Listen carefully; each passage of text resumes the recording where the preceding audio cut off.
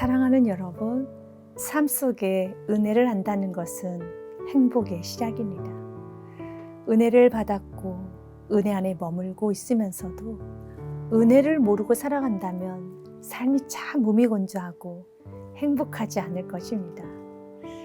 그런데 모든 것이 은혜임을 알고 그 은혜에 감사하여 기쁨을 가슴에 하나로 안고 살아갈 수 있다면 얼마나 행복할까요? 사랑하는 여러분, 기도해야 합니다. 은혜를 기억할 수 있는 은혜를 내게 허락하여 주옵소서. 사도 바울의 고백이 매일매일의 고백이 되기를 기도하기 원합니다. 고린도전서 15장 10절 말씀입니다. 그러나 내가 나된 것은 하나님의 은혜로 된 것이니 내게 주신 그의 은혜가 헛되지 아니하여 내가 모든 사도보다 더 많이 수고하였으나 내가 한 것은 아니요 오직 나와 함께 하신 하나님의 은혜로라. 은혜입니다. 그러면 이제 같이 고민하고 싶은 분은 은혜였음을 항상 잊지 않고 살아갈 수 있는 방법은 무엇일까요? 여러 방법이 있습니다. 예배를 드리고 기도를 하고 찬양을 하며 전도를 하는 하나님이 기뻐하시는 그리스도인다운 삶을 살아갈 때 은혜를 기억하며 살 수 있답니다. 저는 여러분에게 요나단의 아들 무비보셋의 이야기를 들려드리고자 합니다. 그는 요나단의 아들입니다. 요나단은 사울왕의 아들이지요. 사울왕은 다윗을 향한 시기 질투가 너무 심하여 다윗을 죽이기 위하여 다윗에게 씻지 못할 상처를 주었습니다. 그의 젊음을 빼앗아갔어요. 다윗이 사랑했던 제사장들을 죽였습니다. 그의 시기, 질투, 욕심, 교만은 통제가 되지 않았습니다. 그러나 요나단은 아버지 사울과는 다르게 다윗을 자신의 생명처럼 사랑하였습니다.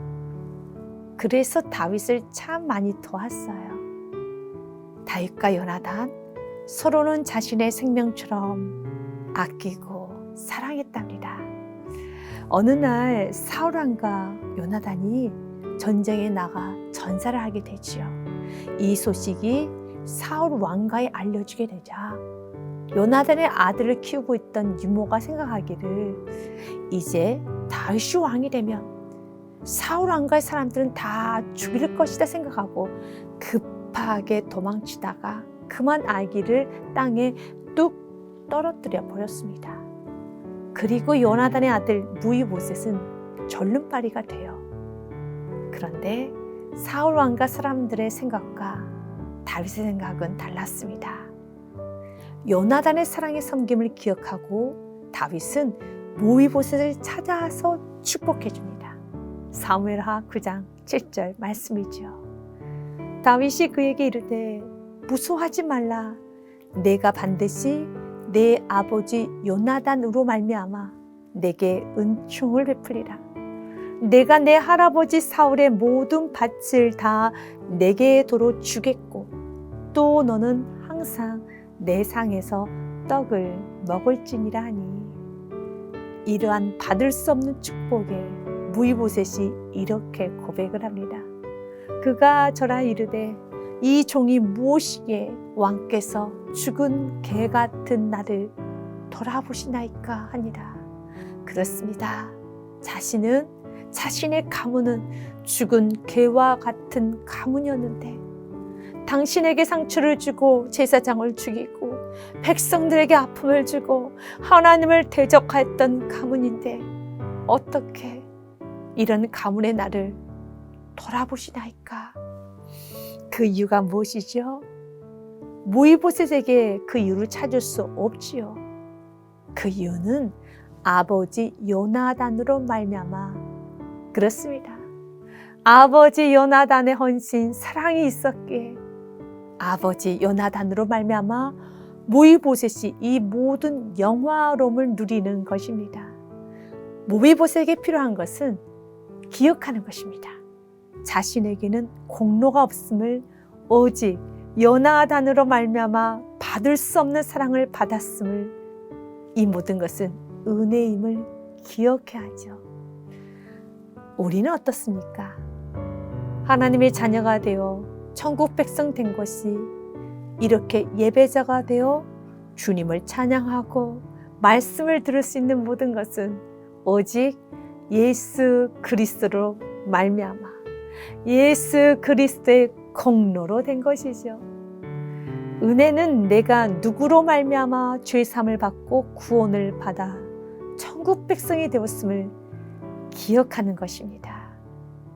나의 공로가 아닌 오직 예수의 공로로 이 모든 것을 누리는 것입니다. 그런데 여러분 아셔야 할 것이 있습니다. 예수님은 이 은혜를 우리가 평생 누리기를 원하십니다. 예수님은 지금 이 순간에도 보혈의 피를 흘려주시기를 기뻐하고 아주 좋아하십니다. 때로는 은혜를 잃어버리고 죄를 지었을 때 있는 모습 그대로 주님께 나와 죄 씻음 받고 회복이 되어야 합니다. 예수님은 우리가 회복되는 그 모습을 너무 좋아하시고 예수 그리스도의 보혈의 피를 오늘도 흘려주신답니다. 다윗이 그리하였습니다. 다윗은 은혜를 아는 왕이었어요. 그런데 넘어졌죠. 은혜를 잊어버리고 남의 여인을 취했어요. 그래서 하나님이 다윗에게 무섭게 책망을 하셨지요. 내가 너에게 은혜를 베풀고 여기까지 오게 하였는데 왜 욕심을 부리고 나의 말씀을 업신여겼느냐? 부족한 부분이 있으면 내게 구하면 주었을 텐데 공허하고 외롭고 힘들면 나에게 구하고 나에게 매달리고 나를 바라보면 마음의 화함을 채워주었을 텐데. 다윗을 향한 하나님의 책망의 말씀을 읽어보도록 하겠습니다. 나단이 다윗에게 이르되 당신이 그 사람이라. 이스라엘 하나님 여호와께서 이와 같이 이르시기를 내가 너를 이스라엘 왕으로 기름 붓기 위하여 너를 사울의 손에서 구원하고 내 주인의 집을 내게 주고 내 주인의 아내들을 내 품에 두고 이스라엘과 유다 족속을 내게 맡겼느니라. 만일 그것이 부족하였을 것 같으며 내가 내게 이것 저것을 더 주었으리라. 그러한데 어찌하여 내가 여호와의 말씀을 업신여기고 나 보기에 악을 행하였느냐. 이렇게 넘어지고 하나님으로부터 책망을 받았던 다윗. 그러나 다윗은 주님께 나아갔습니다. 있는 모습 그대로 나아가서 회개하였습니다. 그래서 다윗이 다윗된 것은 은혜입니다. 하나님의 끝없는 사랑과 긍휼입니다. 주님은 우리가 이 은혜 안으로 들어오기 원하며 누리기 원합니다. 릭 킬리언의 여디디아의 기도의 책에 나온 글이 은혜가 되어 여러분에게 읽어드리고자 합니다. 솔로몬의 어머니 밧세바가 그의 아들인 솔로몬에게 이렇게 말했을 것이다 생각하며 적은 글이에요. 여러분들에게 읽어드리도록 하겠습니다. 하나님은 공의의 하나님이실 뿐만 아니라 자비의 하나님이십니다.